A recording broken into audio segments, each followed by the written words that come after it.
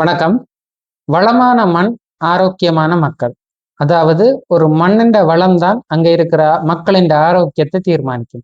மண் வளமாக வேணுமாண்டா விவசாயத்துல ரெண்டு நிலங்கள் இருக்கு. அதாவது நென்சை நிலம், புன்சை நிலம் உண்டு. நென்சை நிலம் என்றா எப்பயுமே தண்ணி கிடைச்சு கொண்டிருக்கக்கூடிய தன்மை கொண்ட நிலங்கள். அதாவது கரும்பு, வாழை, நெல் இதுகளை இந்த நிலம் செய்யக்கூடிய தன்மையில இருக்கிறது நென்சை நிலம் உண்டு. புஞ்சை நிலம் என்று சொல்லப்படுறது மானாவாரி நிலத்துல நெல்லு செய்வோம். அது போக சிறுதானியங்கள், அடுத்தது அவரை இனங்கள் கூடுதலாக செய்கிற நிலங்களாக இருக்கு.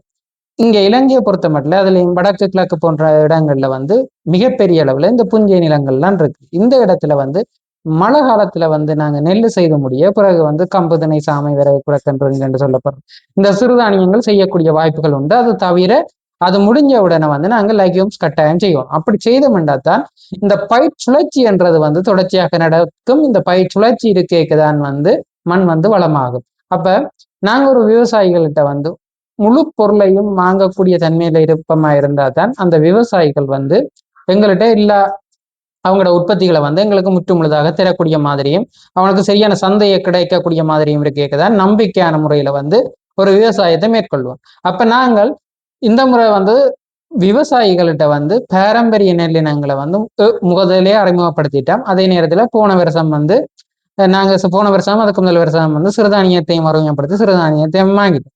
அந்த பயிர் சுழற்சியில அடுத்ததாக இருக்கிற அந்த லெக்யூம்ஸ் என்று சொல்லப்படுற கடலை, பயறு, உளுந்து இதுகள் எல்லாமே இந்த முறை எடுத்து அதுல இருந்து நிறைய வேல்யூ உளுத்தங்களை கஞ்சி, மற்ற உளுத்தங்களி மிக்ஸ், மற்றது பயிர்கள்ல வேல்யூ அப்படின்னு கிட்டத்தட்ட அது இந்த சிறுதானியம் செய்கிற வயல் நிலங்கள்ல லெக்யூம்ஸ்களை செய்ய வலிக்கிற விவசாயிகளிடமிருந்து வாங்குறோம் உண்டு.